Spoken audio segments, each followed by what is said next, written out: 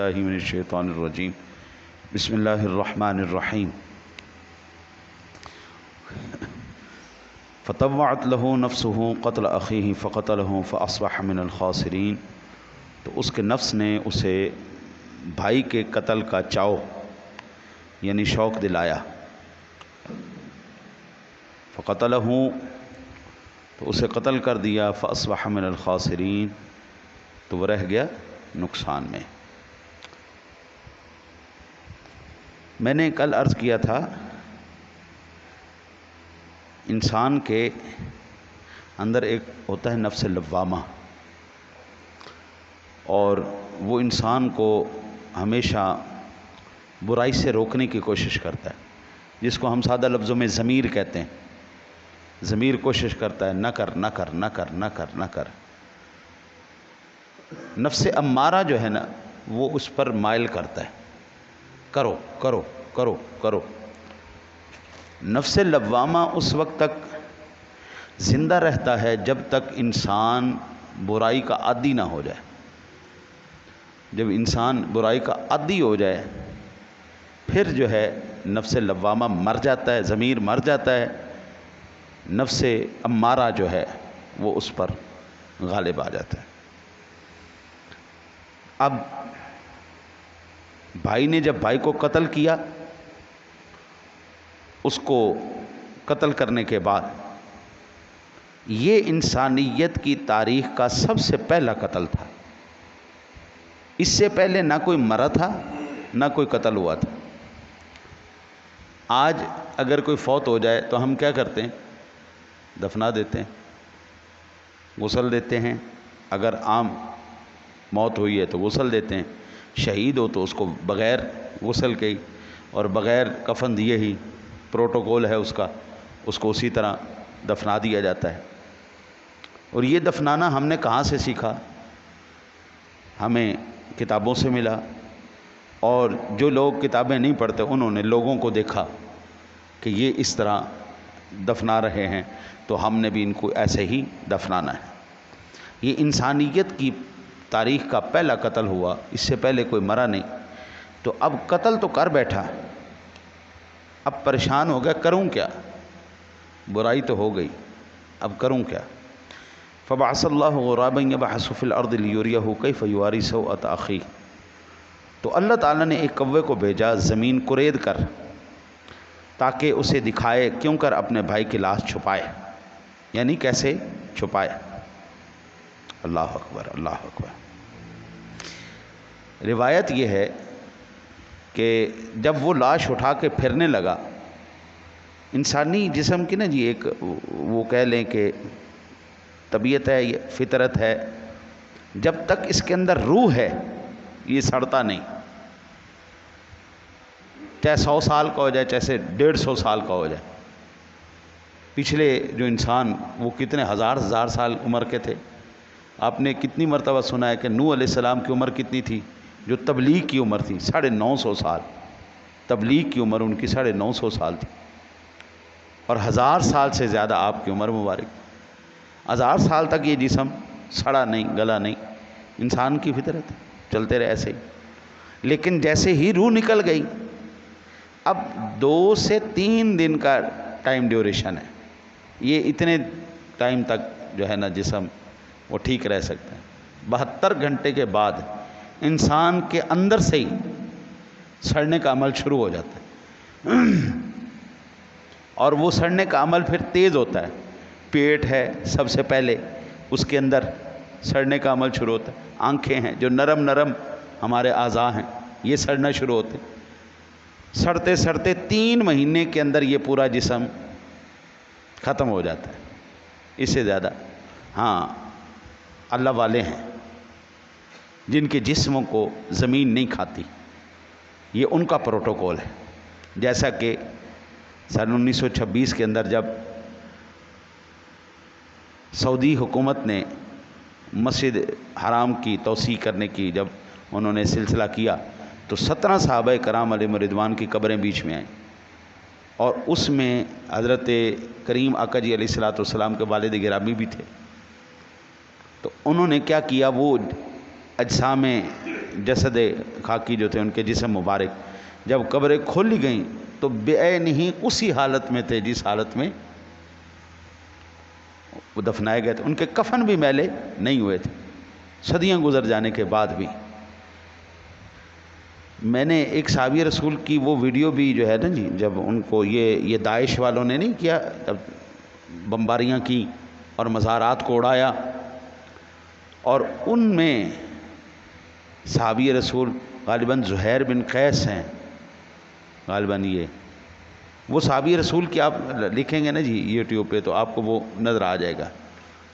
صدیوں بعد ان کے جسم انور کو جب انہوں نے بم سے اڑایا، قبر شریف کھلی تو جسم مبارک صحیح سلامت بالکل ان کا باہر آ. اور جو حیرانگی والی بات ہے، جس پر حیرانگی ہوتی ہے، ان کے نا یہاں پہ زخم تھا، اس پہ مٹی لگی ہوئی تھی، تو انہوں نے ایسے مٹی صاف کی نا جی، یہ سارا منظر نظر آ رہا ہے، تو جیسے ہی مٹی صاف کی وہ خون جاری ہو گیا. وہ پھر صاف کرتے ہیں، پھر خون جاری ہو جاتا ہے. اللہ یہ پروٹوکول بھی دیتے ہیں نا جی. لیکن عام انسانی جسم کی یہ فطرت نہیں ہے.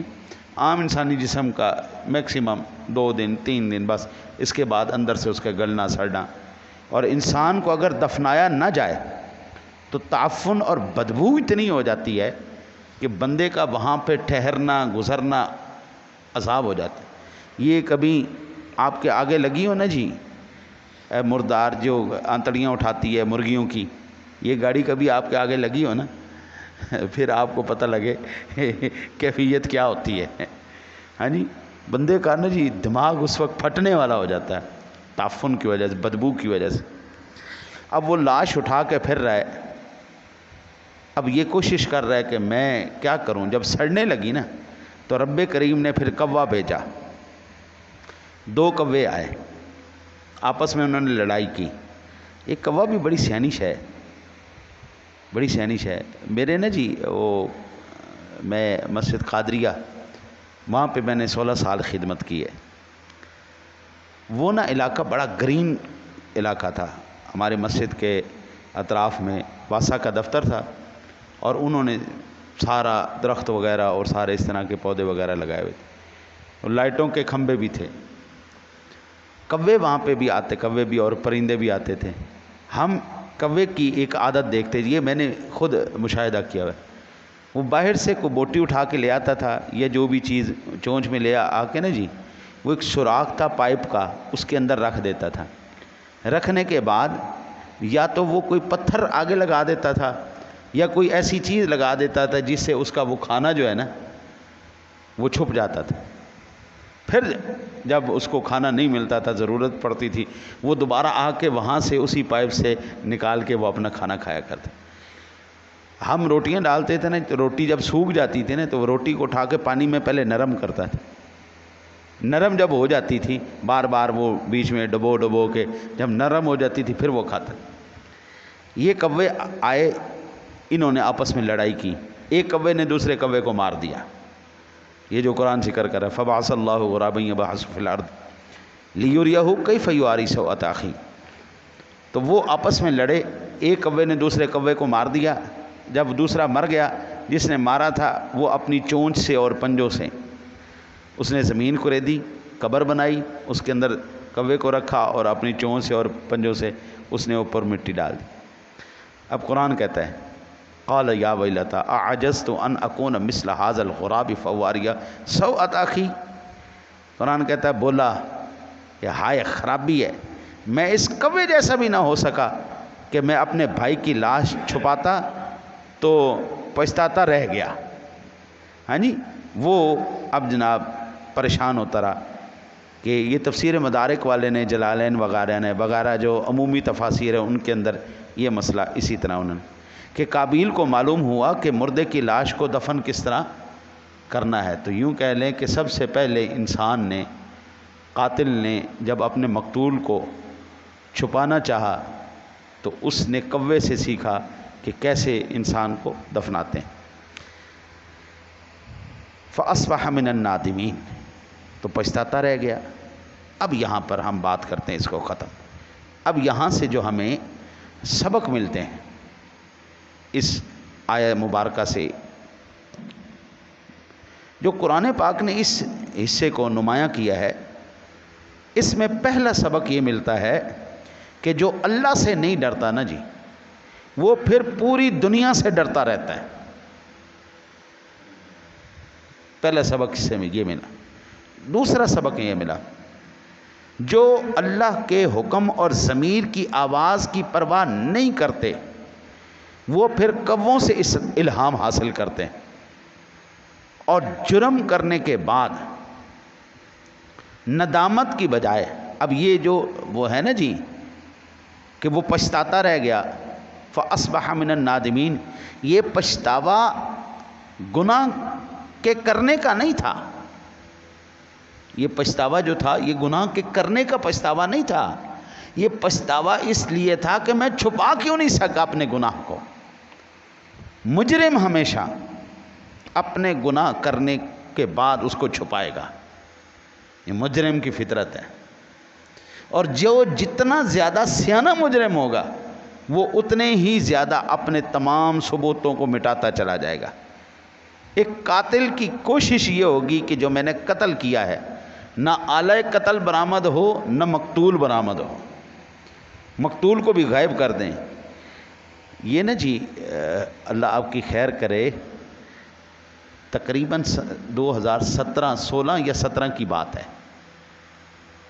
ایک ہمارے چبورجی کے علاقے کا آس پاس کا ایریا ہے، وہاں پر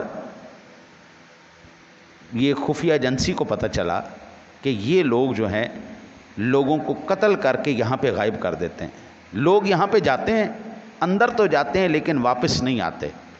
جب وہ زیادہ شکایتیں بڑھ گئیں نا جی، رپورٹیں زیادہ بڑھ گئیں، تو انہوں نے وہاں پہ چھاپا مارا۔ مجھے جگہ کا نام بھی یاد ہے، میں نام نہیں لیتا کہیں وہ میرے اوپر نہ مصیبت پڑ جائے، ہاں جی۔ وہ وہاں پہ ہمارے خفیہ اداروں نے جب مارا چھاپا تو ظاہراً تو ایک عام سی عبادت گاہ تھی،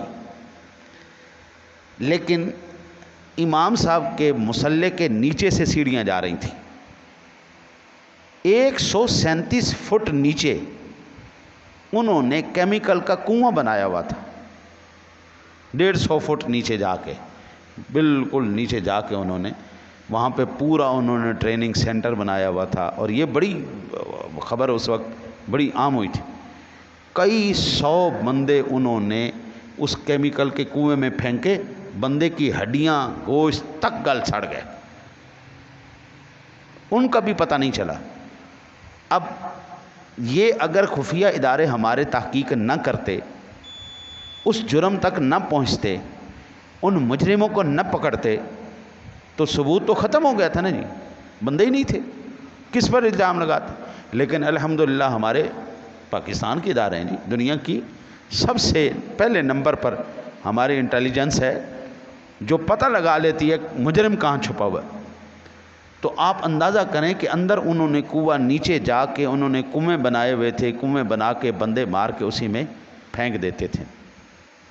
تو مجرم جب بھی وہ اس بات پر نادم ہوتا ہے کہ میں چھپا کیوں نہیں سکا اپنے جرم، تو یہ جو فَأَصْبَحَ مِنَ النَّادِمِينَ کا لفظ استعمال کیا گیا ہے، یہاں پر یہ ندامت اس کی توبہ کی ندامت نہیں تھی، چھپانے کی ندامت، ہائے میں نے جرم تو کر دیا، میں چھپا کیوں نہیں سکا، مجھے کوے سے ہی سیکھ لینا چاہیے تھا۔ تو جو اللہ سے نہیں ڈرتے پھر وہ کووں سے الہام حاصل کر۔ اچھا جی، پھر کہتے ہیں جی یہ مثال جو ہے، یہ مثال شیطان کی ہے۔ شیطان نے سب سے پہلے تو قابیل کے دل میں وسوسہ ڈالا، اس نے پلان بنوائے کہ ایسا کرو، جرم کرو، قتل کرو۔ جب جرم کروا لیے پھر چھپانے کی تدبیر اس کو سکھائی۔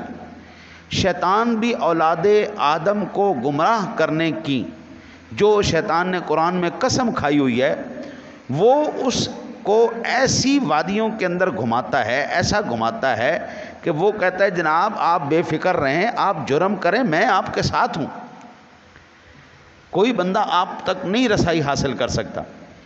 اس نے ایک کامیاب قدم اٹھایا، شیطان نے اور اس کو قتل پر بھی آمادہ کروایا اور جرم بھی چھپوایا۔ سنت الہیہ یہ ہے، یہاں پر کوے کو جو بھیجنے کی نسبت اللہ تعالیٰ نے اپنی طرف فرمائی ہے، در حقیقت یہ اس سنت اللہ کی نسبت اپنی طرف فرمائی ہے جس کے تحت یہ فعل ظہور میں آیا۔ اچھا جی، اب اس کی کئی مثالیں ہیں، اس میں سے میں آپ کو ایک عرض کر دیتا ہوں۔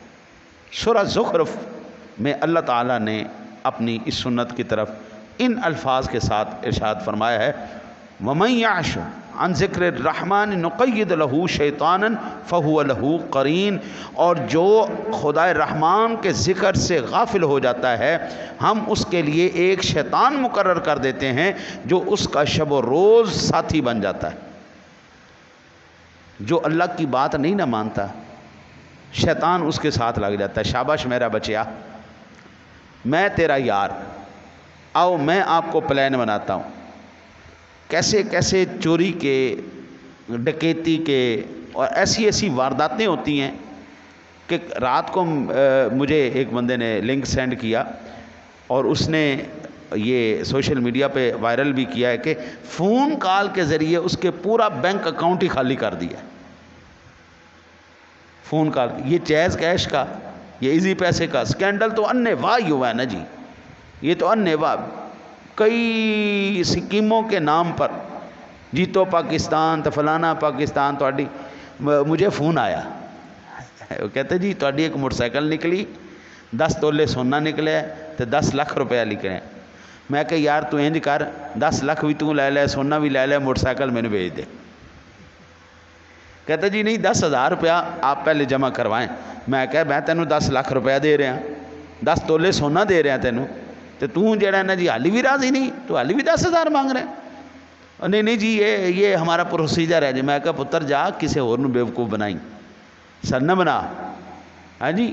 تو آپ یہاں سے اندازہ کریں اتنے مکار قسم کے لوگ، یہ سارے ذہن میں خرافات کون ڈال رہا ہے؟ شیطان ڈال رہا ہے۔ بینک یہ ATM مشینوں کے ساتھ سکیم ہوا، اس میں سے پیسے نکل جاتے ہیں، اکاؤنٹ خالی ہو جاتے ہیں، ہاں جی۔ تو یہ ساری کی ساری قرآن کہہ رہا ہے کہ شیطان اس کا ساتھی ہو گیا نا جی، نقید لہو شیطان فہو لہو قرین، ٹھیک ہے جی۔ پھر آگے سورہ فصلت میں فرمایا وقیدنا لہم قرناء فزینوا لہم ما بین ایدیہم وما خلفہم، بس ہم نے ان کے لیے برے ساتھی مقرر کر دیے ہیں جنہوں نے ان کے پیش و عقب کو خوب مزین کر کے دکھایا۔ کبھی بھی مجرم آدمی گناہ سمجھ کے جرم نہیں کرتا، وہ کہتا ہے عیش کرو جی، وہ کی کہندے نے اے جہان میٹھا اگلا کہیں ڈٹھا۔ اس جہان میں ہم عمر مسجد میں تھے تو ہماری مسجد کے سامنے نہ بیٹھ کے لوگ تاش کھیلتے تھے۔ اچھا جی، مجھے نہ ساتھیوں نے کہا کہ ان کو منع کرو یار، یہ مسجد کے سامنے بیٹھے ہوتے ہیں، ان کو حیا نہیں آتی۔ میں نے کہا اچھا چلو ایسے کریں گے، نماز پڑھ کے نا ہم چند ساتھی مل کے جا کے ان کو تبلیغ کرتے ہیں۔ اور ایک ان میں سے بابا جی تھے، ان کی اتنی داڑھی تھی اللہ کے فضل سے، میری تو چھوٹی جی داڑھی ہے نا جی، انہوں نے اللہ کے فضل نہ ڈیڑھ دے اتنے داڑھی آ رہی سی، این ٹھا ٹھا پتے مار رہے سن۔ میں نے جا کے جو اپنے انداز میں بیان کرنا تھا کیا۔ ہمارے ساتھ نا جی اللہ تعالیٰ آج کل وہ بڑے سخت بیمار ہیں، اللہ تعالیٰ ان کو جو ہے صحت عطا فرمائے۔ ہمارے ساتھی ہم کھوکھر صاحب کہتے ہیں ان کو، اصغر علی کھوکھر ان کا پورا نام، کھوکھر صاحب کہتے ہیں۔ وہ ذرا جذباتی قسم کے بندے تھے، تو کہتے او یار مولوی کنی دیر تک تینوں تبلیغ کیتی جا رہے، تینوں سمجھ نہیں آ رہی؟ قبریں تیریاں لتاں آ گئی نے، وہ حیا کر۔ کہنے لگا لتاں ہی قبریں چ گئی نے نا، باقی تے باہر ہی بیٹھا نا، جدوں تک باہر بیٹھا جا مینوں کھیڑ لین دے، ہاں جی۔